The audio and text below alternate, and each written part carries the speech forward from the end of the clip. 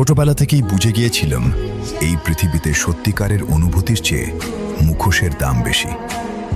তাই আমিও হাসতে শিখিনি, অভিনয় করতেও শিখিনি। শুধু নিজের কষ্টগুলো বুকের ভেতর লুকিয়ে রেখে সবার সমস্যার সমাধান করেছি। অথচ দিনের শেষে আমার খবরটা নেওয়ার মতো একজন মানুষও ছিল না।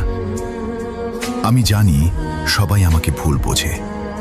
কেউ আমাকে অহংকারী বলে, কেউ বলে আমি মানুষের সঙ্গে মিশতে জানি না।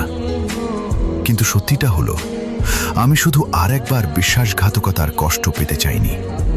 তাই নিজের চারপাশে একটা দেয়াল তুলে দিয়েছি, যেন কেউ কাছে এসে আবার আমাকে ভেঙে দিতে না পারে। সবাই সুখী হওয়ার অভিনয় করে, আমি শুধু অভিনয় করতে পারিনি। তাই হয়তো এই সমাজে আমি সবসময় আলাদা ছিলাম। কিন্তু একটা কথা আজও বিশ্বাস করি, একদিন হয়তো এমন একজন মানুষ আসবে যে আমার হাসির জন্য নয়, আমার নীরবতার কারণটাও বুঝতে পারবে। সেদিন হয়তো আমি প্রথমবারের মতো অনুভব করব একা থাকা আর একাকী হয়ে যাওয়া। এই দুটো জিনিস কখনোই এক নয়।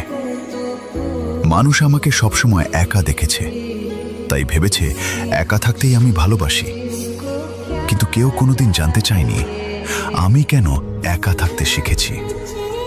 কারণ বারবার মানুষের উপর ভরসা করে ভেঙে পড়ার চেয়ে একা থাকা অনেক কম কষ্টের।